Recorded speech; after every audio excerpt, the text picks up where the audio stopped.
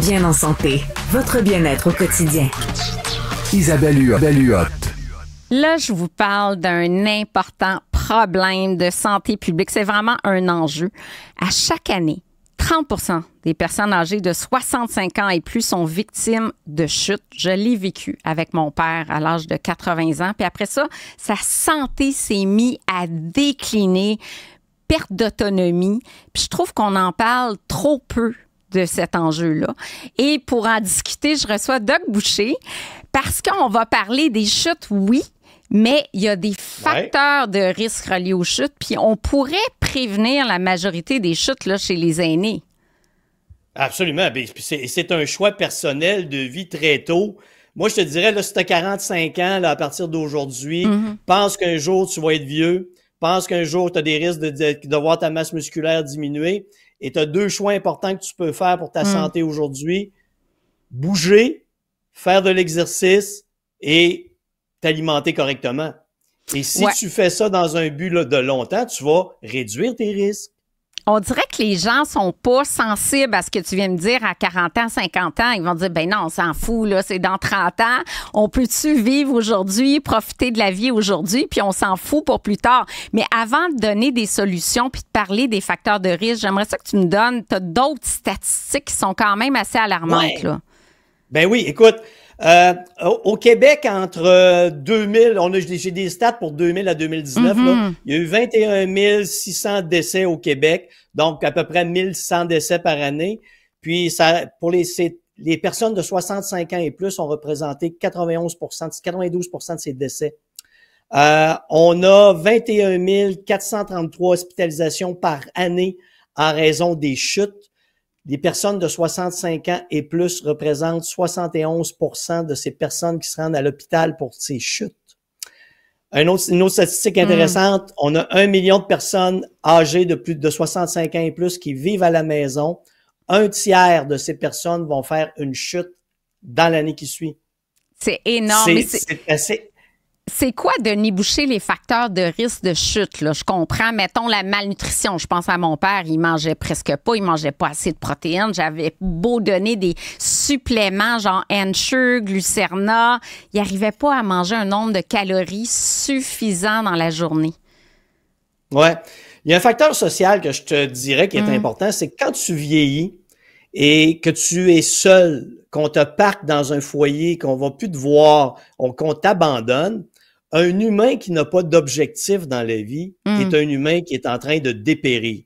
C'est un humain qui n'utilise plus son cerveau, c'est un humain qui n'utilise plus ses muscles, c'est un humain qui n'a plus rien devant lui, qui abandonne. Et c'est notre nature même. Et je vous dirais, la chose la plus importante qui nous permet de vivre vieux, c'est le réseau social qu'on a alentour de nous. Les gens qui nous aiment, pas les réseaux sociaux, mais les gens qui sont alentour de nous. La communauté. Exactement. J'aime tellement ça, Denis Boucher, que tu parles de ça, parce qu'avec Éric Simard, qui est chroniqueur régulier également, pour être centenaire, là, le facteur le plus important, c'est la vie sociale, la vie communautaire. Et là, tu reviens avec ça. Donc, on serait presque mieux d'aller dans une institution que d'être seul à la maison. Ben oui, parce que si t'es abandonné seul, il y a des variantes, là. Il y a des gens qui voudront jamais aller dans un foyer, mais c'est sûr que si on t'envoie dans un foyer de personnes âgées où il n'y a pas d'activité, il n'y a rien et que tu ne crées pas ton réseau social, là-bas, c'est sûr que c'est difficile. Mais moi, je connais deux types de personnes. Une qui s'est en allée en foyer, qui s'est créé un réseau social et qu'elle a eu la plus belle vie qu'elle a jamais espéré avoir parce que là, elle prenait l'autobus, allait en voyage avec la gang à Toronto, Ottawa, Chute Niagara, tout ce que tu voudras. T'as l'autre personne qui est très timide, ce que j'ai connu, qui est allée dans un foyer et qui est restée recluse dans son appartement où ses enfants allaient pas la voir, puis elle a progressivement dépéri. Elle a fait une chute, s'est fracturé la hanche et ça a annoncé la fin. Ce qu'on vient exactement de décrire, là.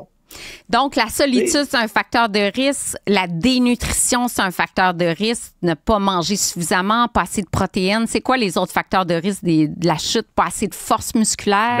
Tu vas perdre ta force musculaire, ça c'est évident, parce que si tu manges pas assez, tu n'as pas assez de protéines, tu synthétiseras pas de masse musculaire. Ta masse musculaire va diminuer.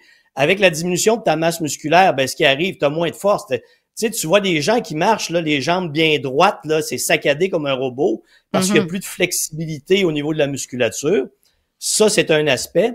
L'autre aspect qu'on a observé en recherche, c'est que c'est assez intéressant, là. On attache les gens à des harnais, on les fait marcher, puis on fait sortir du sol des marches dans lesquelles ils s'enfargent. Puis ils tombent par en avant, mais ils sont retenus par le harnais. On s'est rendu compte que les personnes âgées, parce qu'elles ne s'entraînent pas, parce qu'elles n'ont plus de masse musculaire, perdent le réflexe de relever le dos pour rattraper leur équilibre. Donc, elles plantent directement par en avant. Pouf! Ça, c'est une chute. Tandis que si tu es en forme, tu vas avoir ce réflexe-là de te relever. Puis en plus des fractures de hanche, tu peux avoir un traumatisme crânien quand tu chutes. Ben oui, ça, c'est les 2 facteurs de mortalité les plus élevés chez les personnes qui font une chute. Traumatisme crânien qui peut aller directement à la mort, commotion cérébrale, et avec les fractures de hanche, la moitié des gens qui récupèrent, là, qui survivent à ça, retrouvent pas leur pleine capacité fonctionnelle. Donc, tu sais que ça va être une dégradation constante. Puis une perte de qualité de vie, parce que si tu perds la capacité fonctionnelle, tu peux plus voyager, tu es moins mobile, tu perds de la masse musculaire parce que, tu sais, c'est comme un cercle vicieux, là. Ben oui. Mais tu sais, Isabelle, tout va se passer, notre dégradation finale va se passer dans les 7 dernières années de notre vie. OK? C'est là qu'on va rencontrer les plus grands problèmes et qu'on va dégrader, à moins qu'on fasse 2 choses. Faire attention à notre alimentation. Ouais. Et bouger, faire de l'exercice, maintenir notre équilibre, se relever plus souvent. Et je vous parle pas nécessairement d'aller en gym, là. Vous pouvez faire des exercices sur chaise chez vous, aller jardiner, aller marcher comme on en parle. Mais il faut absolument que si vous avez l'idée de profiter de votre retraite à plein et de maintenir ce que tu as appelé ta capacité fonctionnelle, faut que tu intègres bouger, l'activité physique, l'exercice, appelle ça comme tu voudras, dans ta vie dès maintenant. Et même si tu as 75 ans, tu peux commencer maintenant parce que ta condition physique va s'améliorer. Non! La masse musculaire, là, tu peux la stimuler n'importe quand. Je te l'avais dit dans une chronique, Isabelle, si j'entraîne des gens de 80 ans et des gens de 20 ans en fonction de leur capacité, si j'observe une augmentation de masse musculaire de 15% chez des gens de 20 ans, je vais observer une augmentation de masse musculaire de 15% chez les gens de 80 ans. C'est sûr que les gens de 80 ans ont moins de masse musculaire, mais la masse musculaire s'adapte tout le temps. Et c'est ça, cette mentalité de dire à partir de maintenant, peu importe l'âge que j'ai, je décide de me préparer un futur radieux. Et c'est un choix personnel. Radieux. Écoute, j'ai trouvé des données que je trouvais tellement pertinentes. Le fait d'ajouter un programme d'exercice en lien avec ce que tu dis, le tai chi notamment, c'est populaire chez les 75 ans et plus. Ben oui. Ça peut réduire le nombre de personnes qui chutent de 13%. La chirurgie de la cataracte, parce qu'une mauvaise vision peut faire en sorte que tu vois moins les obstacles.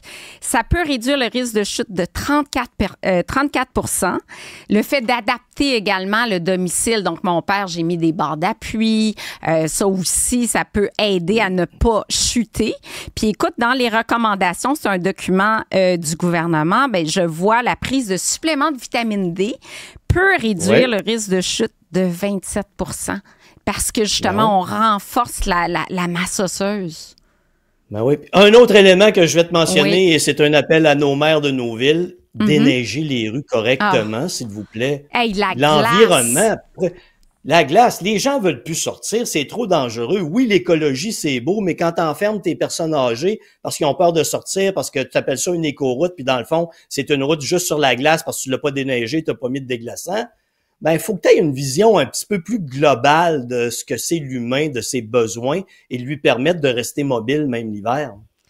Tellement. Écoute, mon père, 79 ans, il chute sur la glace, traumatisme crânien. Le début de la fin, il est décédé à 81 ans. Donc, écoute, en plein dans les statistiques, tu dis... Tu sais, Isabelle, 81 ans, là, ça reste jeune aujourd'hui.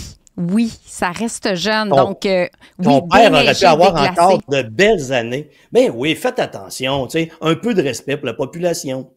Oui, absolument. Qu'est-ce que tu en penses du tai chi, justement, comme je trouvais les statistiques intéressantes, parce qu'on est dans la souplesse, dans le mouvement, c'est pas exigeant. Denis Boucher, il va aimer ça, là, parce qu'on n'est pas dans l'extrême. Écoute, Hey, ma première entreprise à 18 ans, c'était une école de karaté, Isabelle. Ben voyons donc. Ben oui, j'ai ouvert ma première école de karaté à 18 ans. Donc, tout ce qui est arts martiaux, tout ce qui est contrôle du mouvement, concentration sur le mouvement, comme le tai chi, c'est un exercice extraordinaire. Même à mon âge pépère, là, de 60 ans, là, je fais du jujitsu, encore un autre art martial. Ben voyons donc, ça serait totalement maintient ta adapté. mobilité. Ben Ben oui, ça oui. maintient puis la flexibilité, t'en as parlé aussi, à quel point c'est important pour prévenir les chutes, d'être flexible, mobilité, la force, mais s'étirer pour vivre plus longtemps, c'est Ben important oui. ça aussi. Ben oui. Et les gens n'imaginent pas, on parle de tai chi, Isabelle, à quel point le fait de te concentrer sur un mouvement améliore ta capacité musculaire. Et comme tu améliores ta capacité musculaire avec une meilleure concentration, ta masse musculaire se développe mieux. C'est ça le but des arts martiaux, comme le tai chi. Et moi, j'explique aux gens que j'entraîne, qui ont plus en performance, ta tête, ton cerveau doit totalement être concentré sur le muscle que tu travailles. Si tu es en train de regarder ton cellulaire ou penser à d'autres choses, tu perds totalement ton efficacité.